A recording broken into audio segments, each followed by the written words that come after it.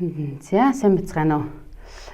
За өнөөдөр хэдүүлээ төрөчийн 7 хоног хэлсэн ясаар коронавирусын SARS-CoV-2 коронавирусын эмчилгээний талаар товч ярилцъя. За өнөөдөр 8 сарын 10-ны буюу өчигдөр оройн тоогоор харах юм бол нийтдээ дэлхийд 1985 сая хүн онцлогдсон байна. За энэ нь бол нэг өдөртөө дунджаар 250 мянган хүн дэлхийд даяар онцлогдож байна. За нас оролтын тоо болохоор нийтдээ 731,263 хүрчээ. За өдөрт энэ нэг 4400 орчим хүн өдөртөө нас орж байгаа байх нь. За ерөнхийдөө бол асуудал нь ингээд нэлээх одоо тоо онцлогдож байгаа хүмүүсийн тоо нэмэгдээд, нас оролтын тоо нэмэгдээд яа харахгүй биднэрт хүн төрөлхтөнд эмчилгээ, вакцин ямар нэгэн арга хэмжээ авах одоо чухал шаардлага үүсээд байна. За энэ цар тахлын эсрэг авч байгаа арга хэмжээг ерөнхийдөө хоёр хувааж үзэж болно. За нэг нь болохоор хүн болгоны хийх ёстой зүйл. За хүн болгоны хийх ёстой зүйлийг бол манайхан маш их сайн мэдж байгаа тийм ээ. Ерөнхийдөө бол гараа савнтай бүлээн усаар байнга угаах гэж байгаа. Тэр нь бол нэг угаахтаа ядахнаа 20 секундын турш тэгээд чадвал одоо 30 минут болоод угааж авах хэрэгтэй. За нөгөө талд нь бол амны хаалтаа сайн зүүх. За амны хаалт болохоор ерөнхийдөө маш сайн physical barrier одоо нөгөө тийм болохоор энийг бол зүүж авах нь одоо маш чухал хэрэгтэй гэдгийг эхнийхээ үед бол одоо гадны орнууд дэм бид нар бол хэрэгцээтэйс хийх тийм сайн мэдгүй ингэж исэн бол одоо энэ дээр судалгаанууд гараад амны хаалт зүүх нь бол зайлшгүй шаардлагатай маа гэдэг нь бол маш сайн харагдаж байгаа. За нөгөөдөг болохоор манай одоо монголоор бол нөгөө зайт харилцаа гэж ярьж байгаа. Ерөнхийдөө хүмүүс хоорондоо зай баримтлах 2 метроос дээш зайг баримтлана гэж байгаа. За энэ бүхнийг болохоор олон хүнтэй хүмүүс хоорондоо их ойрхон байгаа, онгорхоогүй бие тийм хаалттай орчинд байгаа тохиолдолд илүү сайн хийх хэрэгтэй гэж байгаа. За монголоор бид нар бол энийг 3 O-гийн зарчим гэж яриад байгаа. Англиараа болохоор 3 C-ийн зарчим буюу closed, crowded, close ийм орчинд байхдаа амны хаалтаа заавалжгүй зөөх одоо зайлшгүй шаардлагатай гэж үзэж байгаа. За тэгээд ийм орчин бол ерөнхийдөө хамгийн их халдвар тархах өндөр магадaltaй гэж үзэж байгаа. За тэгэхээр манайхны хувьд бол энэнийг маш сайн хийжсэн боловч сүүлийн үед бол бас нэлээд жоохон сулраад ах шиг харагдаж байгаа. Тэгэхээр бүгдээрээ аль болохоор өөрснийгөө болон бусдыг хамгаалахын тулд энэнийг хийж ахын зүйтэй. За нөгөөтэйгүр бол зөв мэдээллийг нэгэндээ өгч явах, аль болохоор шинжлэх ухааны зөв мэдээллийг дагах нь бол их чухал байна гэдгийг дэлхийн нийт ярьж байна. За нөгөө талаасаа болохоор нийгмээрээ бүгдээрээ улс орнууд нийгэм тэр чигээрээ ямар хөө өөрчлөлтүүдийг хийж энэний эсрэг арга хэмжээг авчлах вэ гэд үзэхлээр ерөөхдөө хамгийн гол одоо харж байгаа юм бол шинжлэх ухааны акц дэвшил. За одоо үүндээ бол хамгийн гол нь одоо вакцин эмчилгээний байдлыг өөрчлөх байгаа. За тэгээд түрүүчийн 7 хоногт бид нэр вакцины тухай нэлээд тодорхой ярьсан. Гэхдээ бид нэг сарын дараа ч юм уу дахиад одоо өөрчлөлтүүд гарч ийнө гэдгийг ярих бах. За өнөөдөр болохоор эмчилгээнд дээр ямар хөө байгаа тухай ярилцъя. За тэгээд дараагийн удаа болохоор өөр одоо судалгаа нотолгоо тэр тусмаа энэ халдвар яг яаж тараад байгааг гэх мэтлэн шинэ судалгаа нотолгоонууд гаруул ярилцсан.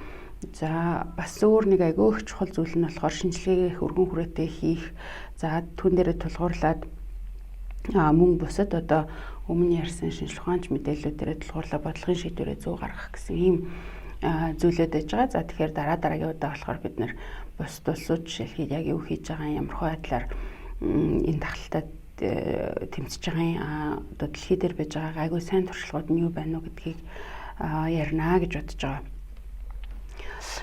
За ерөнхийдөө энэ COVID-19 дээр гарч байгаа энэ цар тахлын эсрэг бол эмчилгээг зургаар харуулах юм бол ингэж харагдаж байна. За энэний юу гэхээр одоо энэ цэг болгоно нь болохоор ямар нэгэн үр судалгааг харуулж байгаа. За энд бол бид нар эмийн эмчилгээг харуулж байна. За эмийн бус эмчилгээ, амьсгал дэмжих, вирусын эмчилгээ гэх мэтлэн ингээд одоо л ерөөхдөө 316 төрлийн өөр одоо арай нэг жоох өөр аргууд одоо юу гэдгийг хэрэгжилж байгаа юм нь өөр байдаг юм уу, тэрнийг ямар нэгэн өөр комбинацаар хэрэгэлдэг юм уу гэх мэтлийн юм бол одоо дэлхий дээр явж байна. За энэ дээр хэрвээ илүү сайн мэдээлэл авъя гэдэг бол энэ доотлолт нэг вебсайт нь байж байгаа. Тийшээ ороод илүү сайн тодорхой тэр цэгүүд дээр нь дараад мэдээлэл авчлахаар байгаа. За энийг нөгөө талаасаа дэлхийн ямар улс орнуудад энэ судалгаанууд илүүтэй хийгдэж гин үү? Энэ судалгаа нь ерөнхийдөө ямар хөө байдлаар харагдаж гин үү гэдгийг энэ зураг дээр харуулсан байна. За ерөнхийдөө бол одоо 1554 судалгаа бүртгэгдсэн явж байна. За үүнээс болохоор 864 судалгаа нь болохоор идэвхтэй яг одоо өвчтөн энэ судалгаанд хамруулад ингэ явж байгаа юм байна. За энэ судалгаанууд бол тэгтээ энэ зурган дээрээс харагдаж байгаа. За жишээлхэд юу гэдгийг Америкт одоо ийм хэмжээний судалгаа хийгдэж байна. За тэгэнгүүтээ энэ судалгаанууд нь бол хоорондоо маш их сайн холбоотой. Тэгэхээр дэлхий дээр энэ судалгааны сүлжээ хүмүүсийн хоорондын хамтран ажиллаж байгаа байдлыг бол эндээс харж болохоор байна.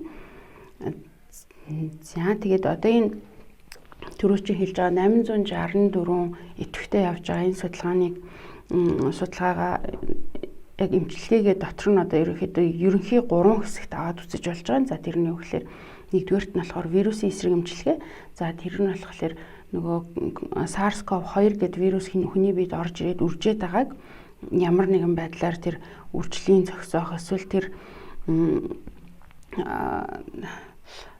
үржлийг нь аль нэг шатанд нь одоо зогсоох тэр вирус үржихээс хамгаалах ийм төрлийн эмчилгээ байгаа. За нөгөө төрлийн эмчилгээ нь болохоор үрслийн эсрэг буюу бид нар ингээд вирус гэдэг юм уу, бактери гэдэг юм уу, ямар нэгэн гадны биед ороод ирэхлээр зэрэг тэрүүний эсрэг өөрийн бидний дархлаа тогтолцооны систем урал үзүүлж байгаа. За тэгэнгүүтээ тэр урал үзүүлж байгаа урал маань зарим тохиолдолд нөгөө одоо хит тийм их урал болоод вирусээсээ илүү биедээ нөгөө илүү их өрөвсөл бий болгох, илүү их одоо хор нөлөө учруулах юм бас талтай байдаг. За тэгэхээр тэрэнд болохоор дархлаа тогтолцоог намжаадаг, ерөнхийдөө дархлааны үзүүлж байгаа уралыг жоохон бууруулдаг иймэрхүү төрлийн юмнууд хэрэгжилж байгаа. За дараагийн нэг том хэсэг нь бол эсрэг биеийн эмчилгээ байгаа. За эсрэг биеийн эмчилгээг бол одоо жишээлхэд юу гэдгийг коронавирусаар өвдөөд, ковид, SARS-CoV-2-оор өвдөөд идэгчсэн энэ өвчтнүүдэд яг энэ вирустэй тэмцдэг эсрэг бие гэж бий болж байгаа. Тэгэхээр тэр эсрэг биеүүдийг хэрэглэх ийм 3 том төрөлд одоо хувааж үзэж болж байгаа. Яг одоо эмийн эмчилгээнд дээр бол за үүнээс гадна бол эмийн бус эмчилгээ ингээд ерөнхийдөө бол 4 том төрлийн эмчилгээ, эмийн эмчилгээ нь бол 3 том төрлийн эмчилгээ байж болж байгаамаа. За тэгээ одоо яг энэ эмчилгээнүүд дотор арай одоо хамгийн гол гэж үзэж байгаа цөөхөн эмчилгээнүүдийг ярилцъя. За ерөнхийдөө энэ өвчин маань нодон жилийн 12 дугаар сард бүртгэгдээ тэрнээс хойш анагаах ухаанд ингээ мэдэгдээд энэ дээр ингээд ийм эмчилгээ зохион бүтээгдээд явах гэдэг бол энэ хугацаа нь чухамдаа бол маш их бага хугацаа гэсэн үг. Одоо бидний 8 дугаар сар нэг 8 сарын хугацаанд за тэгэхээр энэндээ болохоор хуучин хэрэглэгчсэн эмүүдийг аль болохоор ковид эсрэг зорилгоор ашиглахаар ингэж үзэж байгаа байдал бол ерөнхийдөө хамгийн одоо судалгааны арай жоохон өндөр түвшинд хүрсэн хүн дээр судалгаа нь хийгдээд за тэр судалгаанууд нь арай нэг олон хүн дээр хийгдээд ингээд харагдаж байгаа. За эндээс одоогоор бол Америкийн хоол эмийн агентлаг яаралтай хэрэглэх юмээр зөвшөөрсөн байгаа нэг юм бол Remdesivir байгаа. За Remdesivir болохоор бидний сайн мэддэг нөгөө харвууны Sofosbuvir энэ юмнуудыг хийсэн Gilead Sciences гэдэг компани юм байгаа. За энэ юмыг бол Ebola хепатитин С вирус зэрэгт зориулж одоо бүтээсэн энэ юмыг бол бас өмнө нь эдгээр өвчнүүд дээр одоо хэрэглэхээр туршиж үзэжсэн юм байж байгаа. За энэ дээр гол нотлого нь юу байгаа гэхээр эмчлүүлж байгаа өвчтний одоо 15 хоног болж эмнэлгээс гардаг байсныг 11 хоног болгож бууруулсан гэсэн одоо гол нотлого нь бол энэ байж байгаа. За тэгэхээр ерөнхийдөө бол өвчлөлийн хугацааг арай жоохон богинохон болгодог байж магадгүй гэж үзэж байгаа. За нөгөөтэйг болохоор хүнд өвчтнүүдэд бас нас баралтыг бууруулдаг байж магадгүй гэсэн ийм заалтуудаар бол ерөнхийдөө энийг эмчилгээнд одоо Америкт бол жишээлхэд нэлээд өргөн хүрээнд хэрэгжилж байгаа юм байна. За дараагийн юм нь болохоор Favipiravir гэдэг бас одоо вирусын эсрэг юм байгаа. За энэ болохоор Японы улсын Toyama гэдэг компани им. Гэхдээ сүүлд нь бол хятадын одоо эмийн компани зарагдсан юм байна. За энэ нь болохоор инфлюензад хэрэгэлдэг яг тэр чиглэлээр бол батлагдчихсан эмчилгээ. Гэхдээ яг одоо COVID-19 дээр хэрэглэж байгаа судалгаа нь бол маш цөөхөн хүн дээр тулгуурласан ийм судалгаа байж байгаа. За тэр нь хятадд хийгдсэн 80 өвчтөд хамруулсан. Үүнээс яг 35 нь болохоор Favipiravir-ыг хэрэгэлсэн. Нөгөө төгөр энэ бас нөгөө нээлттэй судалгаа буюу хүмүүс Favipiravir хэрэглэж байгаа эсвэл нөгөө хяналтын эмчилгээ хэрэглэж байгаа гэдгээ мэддэг ийм судалгаа байж байгаа. Тийм болохоор одоохондоо бол нөгөө нотлохооны хувьд бүр тийм их сайн биш.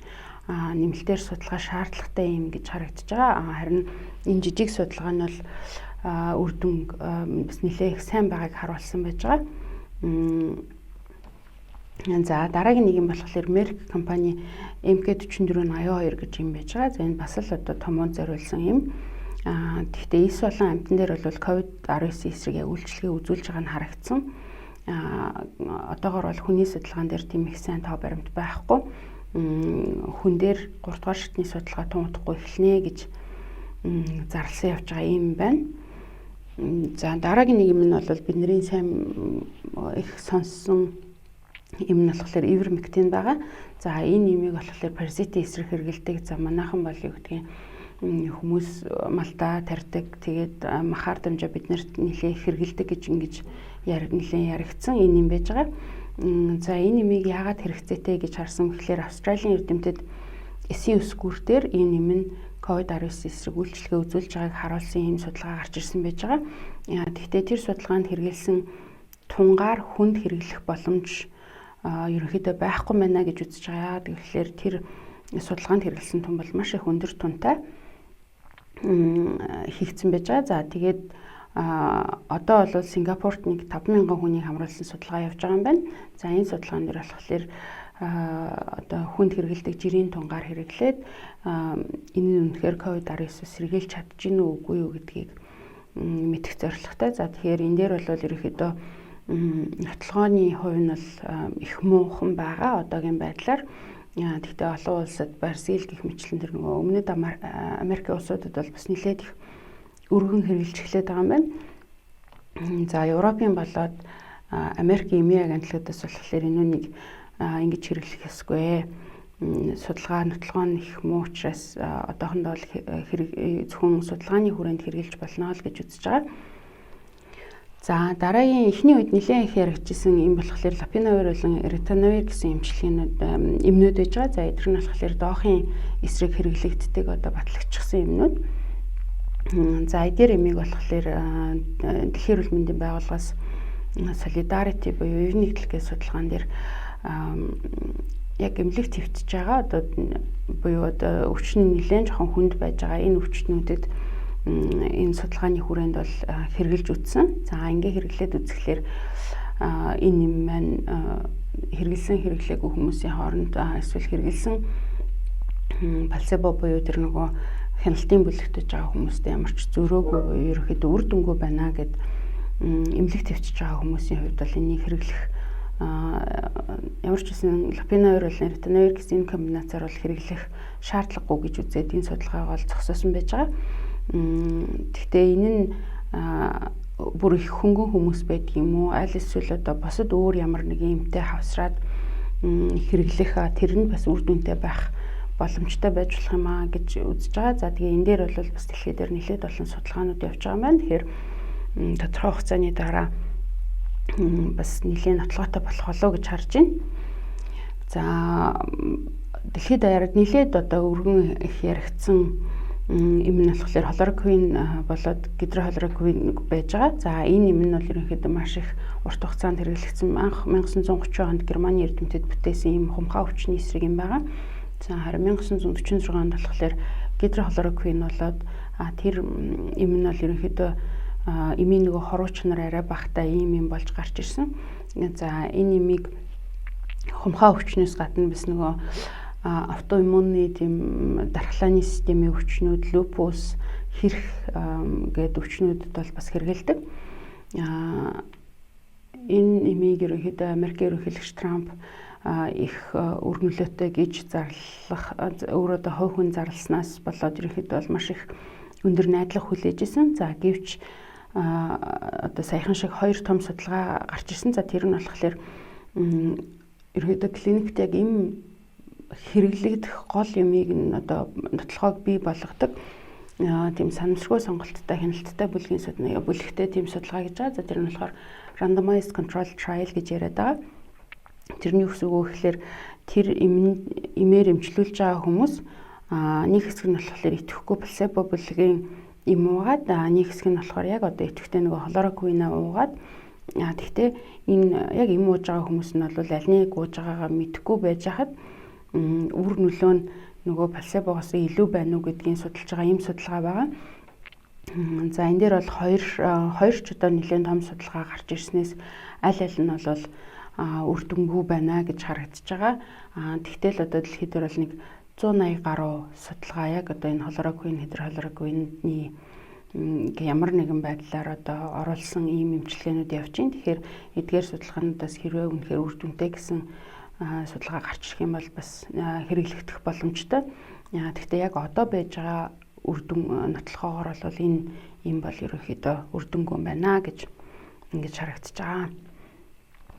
За дараагийн нэг төрлийн юм болохоор зэрэг интерферонууд байж байгаа. За энэ интерферонуудыг бас манай илэгний өвчтэй хүмүүс л нэлээд сайн сонсч байсан баах. Интерферон, альфа, бета, ламбда гэдэг илэгний өвчтэй ихэнх үед бол С вирусын эмчилгээнд нэлээд хэрэглэгддэг байсан.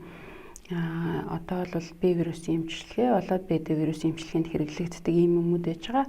Нөгөөтэйгөр манай улсад бол биферон гэх мэтлэн нөгөө ла хэлбэрээр нэлээд их хэрэглэгддэг. Энийг хэрэгжилж болно болохгүй гэдэг дээр бас нэлээд их манай улсад бол нэлээд бас шуугиан гарч ирсэн учраас жирийн хүмүүс нэлээд сайн мэдж байгаа бах. Энэ интерферон гэдэг нь маань өөрөө болохоор одоо хүний биед ялгардаг тийм тархлааны бидний одоо нэг тархлааны нэг хэсэг байж байгаа. За тэгээд энэ интерфероноор болохоор ерөнхийдөө бол вирусын эсрэг үйл ажиллагааг нэмэгдүүлнэ гэж үздэг учраас одоо яг тийм бид нар бифероныг томоонд бичиж өгдөг.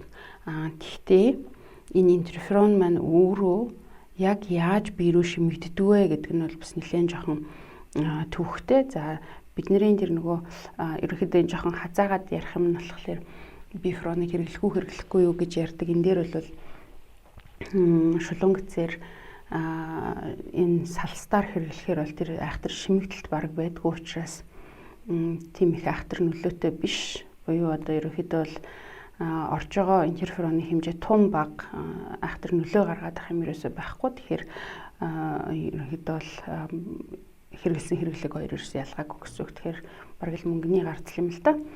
Харин одоо энэ COVID-19 буюу SARS-CoV-2 гэдэг вирусын тухайд болохоор интерферон альфа, бета 2-ыг нэлээд олон янзын туршилтуудаар хэрэгжилж үзээ. За үүнээсээ бол аль нь бас нэлээд хэрэгтэй байж магадгүй маа гэж үзэж байгаа. За ингэхдээ болохоор яаж хэрэгжилж байгаа гэхээр шууд одоо хамрын тусаалга эсвэл цацлаг маркаар хэрэгжилж үзэж байгаа. За энэ нь болохоор юу гэсэн үг гэхээр яг одоо вирус орж ирж байгаа тэр хэсгүүдэд шууд хэрэгжилж байна гэсэн үг. За интерферон бета цацлаган дээр бол нэлээд одоо судалгаанууд хийгдсэн. Английн Кембриж их сургууль дээр гэхэд их том хэмжээний судалгаа явагдаж байгаа юм байна.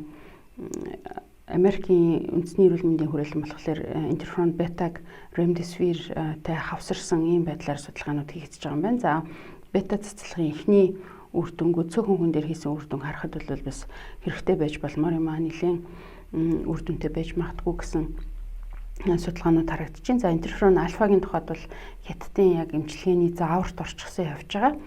За энэнийг бол хятадын судалгаан дээр бол бас нэлээд үр дүнтэй байна гэж ингэж харуулсан байж байгаа. За дараагийн одоо дэлхийд маш их өргөн хэрэгжилж байгаа эмчилгээ болохоор итгэрсэн хүмүүсийн сивинг авч ашиглах ийм арга байгаа. За энэнийг бол манай улс бас хэрэглэхээр итгэрсэн хүмүүсээс сивингийг цуглуулж байгаа гэж ойлгож байгаа.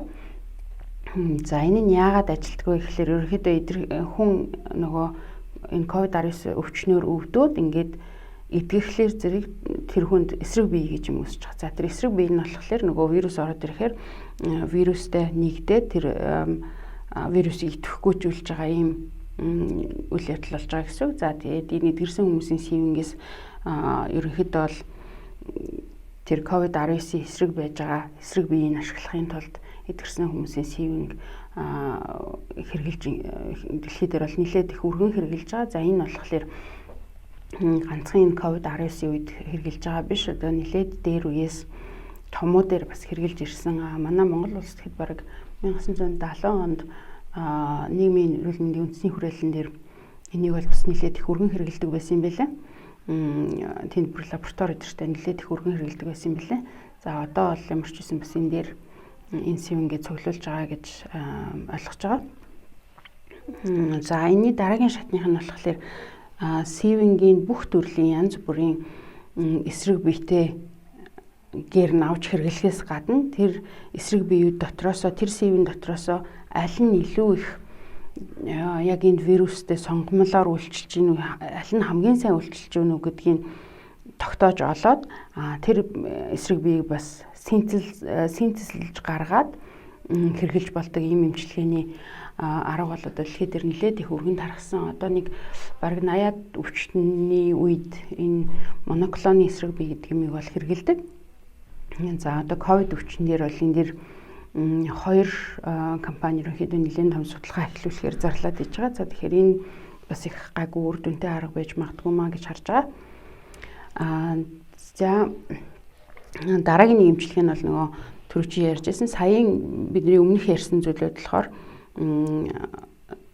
антивирус буюу нөгөө вирусын эсрэг эмчилгээ, за эсрэг биеийн эмчилгээ гэсэн энэ хоёр төрлийн эмчилгээ байгаа. За гуравт нь болохоор үргэлжлэлийн эсрэг буюу вирус орж ирээд тэгэнгүүт бидний дархлааны системийн урвал хит ихтэй ирэхлээр тэр дархлааны системийн урвалыг дархлааныхаа урвалыг ерөнхийдөө намжаах зориулалттай ийм эмчилгээнүүд хийж байгаа. За тэр нь болохоор зэрэг бид нар бол одоо маш их өргөн хэрэглэгдэг дексаметазоныг бол хэрэгжилж байгаа. За дексаметазоныг хүмүүс юугаар сайн мэдэх вэ гэхээр за одоо юу гэдгийг шумуул хаздаг юм уу, эсвэл аллерги болдго юм уу. Эднэр маань болохоор ерөөсөө бас л яхаарахгүй энэ нөгөө дархлааны системийн хит урвал байж байгаа. За энүүн дээр хэрэгэлдэг хямдхан одоо өргөн хэрэглээний ийм юм байж байгаа. За үүнийг болохоор recovery гэдэг одоо судалгааны хүрээнд за ерөнхийдөө энэ дэлхийд даяарын ангаах дээр ингээд ийм судалгаараа ингээд нэг нэр өгөөд тэгээд тэрнийхээ хүрээнд ингээд нэлээд том судалгаанууд хийдэг. За recovery гээд Английн их сургуулиудын оролцсон Английн үндэсний эрүүл мэндийн системийн хүрээнд хийгдэж байгаа их том судалгаанууд явж байгаа. За энэ recovery trial-ийн хүрээнд болохоор эхний үр дүнгээ саяын 7 дугаар сард Nature буюу New England Journal of Medicine гэдэг одоо бидний анагаахын хүмүүсийн мэддэг одоо хамгийн том сэтгүүлүүдийн нэгэнд үр дүн нь хэвлэгдсэн. За энэ дээр бол 6000 гаруй өвчтнийг хамруулсан ийм судалгаа хийсэн байж байгаа. За энэ дээр ерөөсө хоёр гол үр дүн гарсан байж байгаа. Тэр нь юу гэхээр амьсгалын аппаратанд орчихсон энэ өвчтнүүдэд бол насварлтыг дексаметазоны хэрэглэснээр 30%-аар бууруулж чадчихсан. За ямар нэгэн байдлаар нөгөө хүчил төрөгчийг заавалчгүй хэрэглэх шаардлагатай байгаа. Эдгээр өвчтнүүд болохоор насварлтыг 20%-аар бууруулж исэн. За энэ бол ерөнхийдөө одоо биднэрт байж байгаа хамгийн сайн нотлогоотой хамгийн гайгүй эмчилгээ нь бол энэ гэж харагдаж байгаа. За тэгээд энэ судалгаанууд бол бас нэлийн recovery trial маань өөрөө цаашаа нэмэгдээ хийгдээ явж байгаа учраас бусад нөгөө өвчин нь арай тийм хүндрээгүй юм өвчтнүүдэд ямар байхыг судалгаанууд нэмээд гарах байх гэж найдаж байгаа. За дараагийн нэг төрлийн эмчилгээ нь болохоор цитокины дарангуйлагч төрлийн тийм бэлтгэлүүдийг хэрэгжилж байгаа. За энэ нь болохоор бас түрүүч ярьж байгаа тэр нөгөө дархлааны хит урвалтай холбоотой буюу бид дархлааны урвалын үед цитокин гэж ийм бодис одоо ялгардаг. За үүнийг болохоор цитокины шуурга үүсэж байна гэж бас ярьдаг. За тэр нь юу гэсэн үг гэхээр их хэмжээтэйгээр цитокин ялгараад за энэ ялгарсан цитокин биднэрт үргэлжлэлийн үйл ажиллагааг бүр хит их болгоод тэрнээсээ болоод вирустэйгээ холбоотой биш, үрслийнхаа холбоотой өвчин хүндрэх ийм процесс явдаг. За тэгэхээр тэрүүн дээр цитокины дарангуулагч хэрэглээд энэ шуургыг намжаах ийм одоо ерөнхийдөө үндсэн санаатай эмчилгээ байж байгаа. За энэ дээр болохоор одоогоор ямар ч үсэн үр дүнгүйгээ батлагчсан байж байгаа эмчилгээ нь бол сарулимаб, атлизумаб гэдэг цитокин IL-6-гийн дарангуулагчд байж байгаа. За эдгээрийг бол 3 дугаар шатны судалгаа хийгдээд энэ дээр одоо ерөнхийдөө үр дүнгүй манай хэрэглэх шаардлагагүй гэж үзсэн. За ерөнхийдөө бол эмийн бэлтгэлийн тухайд одоо гол хэрэглэгдэж байгаа, олон улсад хэрэглэгдэж байгаа, нотлоход бий болж байгаа эмчилгээнүүд бол эдгээрүүд байна. За үүн дээрээс нэмээд бас нэлээд тийм шин төрлийн зүйлүүд бол юу байна вэ гэхээр түрүү чи ярьдаг тэр нөгөө цитокин шуурга болж авах үед цитокиныг цуснаас шүүж авах цитосорб гэдээ бас ийм аппаратыг хэрэгжилж үзэж байгаа юм байна. За гэхдээ энэ үнийг бол хувь судлаачийн хувьд юу гэж бодож байгаа гэхээр бас нэлээд хэрэглэхэд төвхтэй болов. За тэгээд зөвхөн цитокиноос гадна бас зөндөө олон бусад нөгөө бид хэрэгтэй юмнуудыг шүүгээд гаргачих магадгүй учраас энэ бол бас хэрэглэн тийм их өндөр орж ирэхгүй болов гэж харж байгаа. Бас өөр нэг төрлийн нэлээд их судлаачид сонирхож судалж байгаа зүйл болохоор үүдэлсэн эмчилгээнүүд байгаа. За энэ дээр бол ерөнхийдөө үүдэлсэн эмчилгээ өмнө нь бол бусад судалгаануудад өвчтнүүдэд хэрэгжилж байгаа зүйлүүд маань нэлээд бага байгаа учраас одоохондоо энэ бас тийм их олон төрлийн давуу тал авчрахгүй болов гэж харж байна. За дээрэс нь яг хоо эмийн бас эмчилгээнүүд бас явж байгаа. За тухайлбал одоо бидний маш сайн сонсож байгаа, мэдж байгаа зүйл болохоор амьсгалын аппарат, өөр тийм нөгөө хүчил төрөгч амьсгалыг дэмжих энэ төрлийн эмчилгээнүүд байгаа. За эдгээр нь бол ерөнхийдөө яхаарахгүй үр дүнтэй гэдгийг нь бол ганцхан нөгөө COVID-19 биш бусад өвчний үед ч бол хэлж байгаа. Гэхдээ COVID-19-ийн үед нэг жоохон төвөгтэй зүйл нь болохоор яг ямар үед амьсгалын аппаратанд оруулах уу, хит их амьсгалын аппаратанд оруулвал бас насваралт өндөр болдог гэж магадгүй гэсэн сүүлийн үеийн судалгаанууд бол гарч байна. За тэгэхээр амьсгалын аппаратанд тэр оруулах, хизээ оруулах, хизээ яг тубтэй оруулах эсвэл нөгөө яг одоо механик вентиляцид оруулах гэх мэтлийн эдгээр нь бол бас нэлээд тийм олон туршлага бий болж тэн дээр бол нэлээд олон судалгаанууд бас гарч байна. За сүүлийн үеийн хандлага нь бол ерөнхийдөө аль болохоор эрт оруулахгүй байх хэрэгтэй, аль болохоор хүлээх хэрэгтэй гэсэн иймэрхүү судалгаанууд гарч байна. За нөгөөдөөр болохоор энэ COVID-19 гэдэг өвчин маань ерөнхийдөө нэлээд олон системийн өвчтэй, тавсарсан өвчтэй, өндөр настай хүмүүст илүү их хүндэрж байгаагаас гадна энэнтэйгч холбоотойгоор одоо энэ эмчилгээний үед цус шингэрүүлэгчийг маш их өргөнөөр бас хэрэгжилж байгааг харуулж байгаа. За тэгээд энэ нь бол хавсарсан өвчтэйгээ холбоотой. Дээрээс нь бас энэ яг вирусын өөрийн онцлог шинж нь бас цус их өтгөрүүлж тэрнээсээ болж бас хүндрэлүүд гарах талтай байна гэж үзэж байгаа. За шингэрүүлэгчийн хувьд бол эмчнэрийн хувьд бол маш их өргөн хэрэгэлдэг, нэлээд сайн датсан юм учраас хэрэглээ нь бол ерөнхийдөө гайгүй. Гэхдээ шин туршлагууд хизээ аль болохоор өндөр тунгаар хэрэглэх үү, хизээ бага тунгаар хэрэглэх үү гэдэг дээр бол бас нэлээд олон шин туршлагууд гарч ирж байна гэж харж байгаа. За ерөнхийдөө одоо ингээд бид нэр нийтэд нь дүгнээд хэлэхэд бол COVID-19 гэдэг энэ өвчний эсрэг одоогоор биднэрт яг сайн нотлогоотой нэг эмчилгээ байна. За тэр нь бол дексаметазон, өргөн хэрэглэгддэг хямдхан ийм эмчилгээ байгаа. За дунд зэргийн нотлогоотой бас нэлээд өргөн хэрэгжилж байгаа нэг вирусын эсрэг юм байна. За тэр нь болохоор remdesivir. Нотлогоо нь тийм их бүр одоо сүүлийн хэмжээний нотлогоо биш, маш их сайн өндөр нотлогоотой биш хэрнээсээ хэрэглэгдэж байгаа. Зарим талаараа бас үр дүн өгчээж магадгүй гэсэн нэлээд олон төрлийн вирусын эсрэг юмуд бас эмийн бус эмчилгээнүүд бол байна. За тэгээд ерөнхийдөө дэлхийн тухайд бол энэ олон судалгаанууд явж байгаа учраас эдгээрээс үр дүнгууд байнгын одоо нэмэгдэж гарч ирээд энэ судалгаа нотлогоо маань илүү сайн тодорхой болоод хэрэглэгдэх юмуд нь нэлээд тодорхой болох байх гэж найдаж байна. Гэхдээ нэг зүйл нь бол маш их тодорхой байгаа нь юу гэхээр вирусын эсрэг бол тийм амархан вирусын эсрэг юмыг тийм амархан зохион бүтээдэггүй. Тэгээ хуучин нэг вирусын эсрэг ажилласан юм нөгөө вирусын эсрэг ажиллах тал нь бол ерөнхийдөө бас нэлээд ховор тохиолддог. Одоо нэг жишээ гэх юм бол доохын вирусын эсрэг ажилдаг тенопавир гэдэг ийм жишээлгээд хепатитын Б вирусын эсрэг бас маш сайн ажилдаг. За одоо ийм одоо бас нэлээд тийм өрмөц гайхалтай тохиолдлууд байдаг. Одоогоор бол биднэрт ремдесивир л бас арай нэг гайгүй ажиллаж байна уу да гэж харагдаж байгаа. За тэгэхээр ямар ч байсан яг вирусыг энэ тэр чигээр нь шууд устгаж байгаа ийм маш их өндөр үр дүнтэй юмуд бол одоогоор харагдахгүй байна.